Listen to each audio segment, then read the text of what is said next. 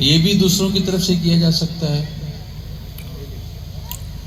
عمرہ تو سنت مستحبہ ہے، جی یہ فرض نہیں ہے، جی واجب بھی نہیں ہے، جی تو اس کے لیے ہونا یہی چاہیے کہ جس کو عمرے کا شوق ہے وہ کرے۔ جی لیکن اگر کسی نے پیسے دیے کہ میری طرف سے عمرہ کر لو تو ادا ہونا چاہیے، یا کوئی خود ہی اپنے کسی مرحوم کی طرف سے عمرہ کر لے تو اس کا ثواب اسے ملے گا۔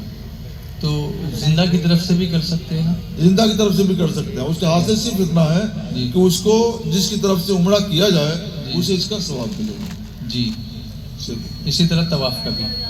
ہاں، طواف کا بھی جی، تو مرحوم یا زندہ دونوں کی طرف سے کیا جا کر سکتا سکتے ہے؟ ہیں۔ کیونکہ میں یہ اس لیے پوچھ رہا ہوں کہ اکثر حاجیوں کے سوالات آتے ہیں اور وہ یہ سمجھتے ہیں کہ عمرہ مرحوم کی طرف سے ہو سکتا ہے اور طواف صرف زندہ کی طرف سے ہو سکتا ہے، تو اس کو کلیئر کرنا نہیں، ہر عبادت دوسرے کی طرف سے ہو سکتی ہے۔ جی سرکار علیہ الصلوۃ والسلام نے ارشاد فرمایا کہ جب تم نماز پڑھو تو اپنے ماں باپ کے لیے بھی پڑھو۔ کیا مطلب؟ اس نیت سے پڑھو کہ اس کا ثواب ماں باپ کو پہنچے۔ ویسے ہی عمرہ بھی اس نیت سے کر سکتے ہیں کہ اس کا ثواب ماں باپ کو یا جس سے حکم دیا اس کو پہنچے۔ طواف بھی اس نیت سے کر سکتے ہیں کہ اس عبادت کے ثواب ان کو پہنچے۔ عمرہ تو یہ کر رہا ہے، طواف تو یہ کر رہا ہے، مگر اس کی عبادت کا ثواب ان کو ملے گا جن کو یہ پہنچانا چاہتا ہے۔ جی یہ اصل میں از قبیلے ایصال ثواب ہے۔ جی ایصال ثواب کے قبیلے سے، اس کے زمرے سے ایصال ثواب کر رہا ہے، اور ایصال ثواب عبادتوں کا جائز و درست ہے۔ جی ایک سوال بینکنگ کے تعلق سے ہے، پوچھتے ہیں کہ ہمارے یہاں کے بینکوں میں علماء نے سیونگ اکاؤنٹ کھلوانے، ایف ڈی کرانے، الغرض بینک سے نفع لینے کی شرط پر اجازت دی ہے کہ ان میں کسی مسلمان کے شیئر نہ ہو، لیکن حال کے زمانے میں تقریباً بینک شیئر ایشو کرتے ہیں اور اس میں لاکھوں لوگوں کے شیئرز ہوتے ہیں جس میں سارے لوگ ہوتے ہیں، تو ان حالات میں ہمارے یہاں بینکوں میں سیونگ اکاؤنٹ کھلوانا، ایف ڈی وغیرہ کروانا جائز ہوگا یا نہیں؟ جائز ہے۔ اور بینکوں کا مالک بننے کے لیے بینک شیئر نہیں جاری کرتے ہیں کہ آپ بھی اتنے پیسے جمع کر دیں تو بینک میں آپ ہمارے شریکار ہو جائیں گے، جیسے ہم مالک ہیں ویسے آپ بھی مالک ہو جائیں گے، ایسا نہیں ہے۔ وہ تو صرف اپنے کھاتے داروں کے لیے کھاتہ کھولتے ہیں اور اس کا جو اصول ہے وہ جاری کرتے ہیں۔ شیئر بینک کا مطلب یہ ہوتا ہے کہ اگر بینک زیادہ کمانا چاہتا ہے تو کمپنی کے شیئر، بازار کے شیئر وہ جاری کرتا ہے۔ جی شیئر بازار کے شیئر وہ جاری کرتا ہے اور اس سے وہ نفع کماتا ہے۔ جی تو وہ شیئر بینک ہے، بینک میں شیئر نہیں ہے۔ اچھا، یہ دو الگ ٹرمز ہو الگ چیز ہے، بینک میں شیئر نہیں ہے، جی وہ شیئر بینک ہے۔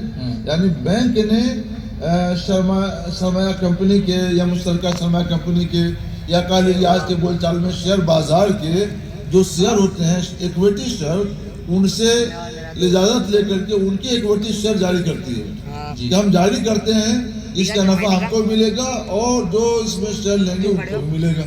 جی تو وہ شیئر دار بنتے ہیں کمپنی کے، جی مشترکہ سرمایہ کمپنی کے شیئر بازار کے وہ شیئر دار بنتے ہیں، ان کے شیئر ہولڈر بنتے ہیں۔ جی بینک میں ان کا شیئر نہیں ہوتا ہے۔ جی بینک میں شیئر لینا اور ہے اور شیئر بینک لینا اور ہے، دونوں میں فرق ہے۔ یہ صورت جائز، اس میں کوئی عرض نہیں ہے۔ جی جی ایک لمبا سوال ہے حضرت، پڑھتا ہوں میں اس کو، شاید پھر بعد میں ٹکڑے ٹکڑے میں اس پر بات ہوگی۔ ٹھیک ہے۔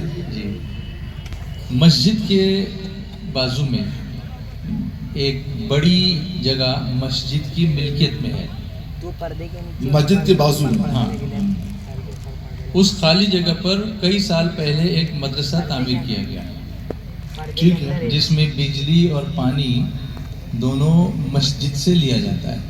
مسجد سے متصل اس کے بغل میں ہاں مسجد کی زمین ہے، جی مسجد کی زمین پہ مدرسہ تعمیر کیا گیا اور مدرسے میں پانی بھی مسجد کے پانی سے آتا ہے، بجلی بھی مسجد سے ہی آتی ہے۔ جی ٹھیک ہے، مسجد اور مدرسہ دونوں کی انتظامیہ الگ الگ ہے۔ ٹھیک ہے، کلیئر ہے۔ جی اب اسی متصل کھلی جگہ پر کچھ لوگ اپنی سواریاں، گاڑیاں پارک کرتے ہیں اور اسی جگہ کو ذاتی راستہ بھی لوگوں نے بنا لیا ہے۔ ٹھیک ہے. سوال یہ ہے کہ مسجد کے ذمہ داران مدرسے کے ذمہ داروں سے پانی، بجلی اور جگہ کا کرایہ وصول کر سکتے ہیں؟ ہاں وصول کر سکتے ہیں. جی. چونکہ مدرسہ والوں نے مسجد کی زمین استعمال کی. جی. تو مسجد کی زمین استعمال کرنے کی وجہ سے اس کا جو بھی مناسب کرایہ بازار بھاؤ سے ہوگا، بازار کے ریٹ سے ہوگا، وہ کرایہ ان کے اوپر دینا واجب ہے، لازم ہے. جی. مدرسہ چلا رہے ہیں، زمین کو استعمال کر رہے ہیں تو زمین کے استعمال کا کرایہ ہوگا. جو بجلی لے رہے ہیں تو بجلی کا بل بھی ادا کرنا پڑے گا، جتنا یہ خرچ کریں گے.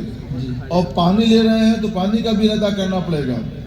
اور کیا لے رہے ہیں؟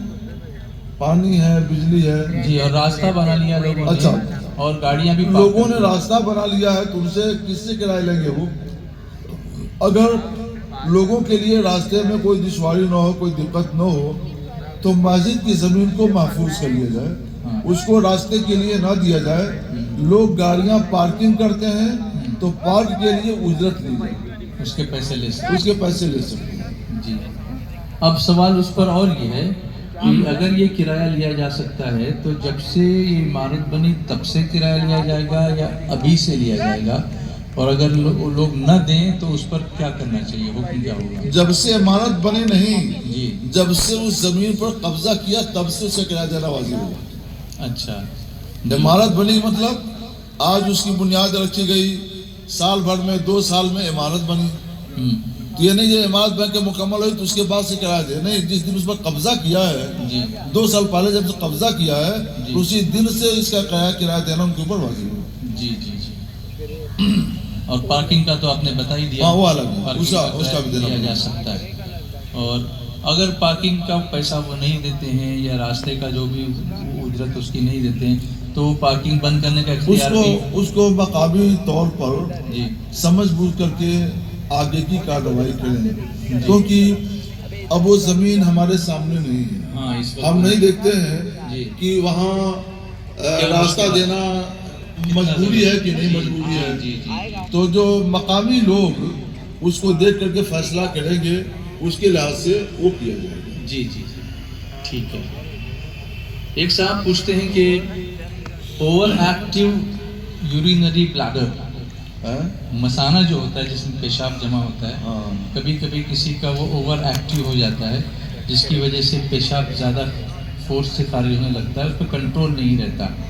اس سے بچنے کے لیے دوائیں بھی لینے کی نوبت آتی ہے، لیکن کبھی ایسا ہو جاتا ہے کہ پیشاب کنٹرول نہیں ہوتا تو کپڑے جو ہے وہ آلودہ ہو جاتے ہیں، نجس ہو جاتے ہیں.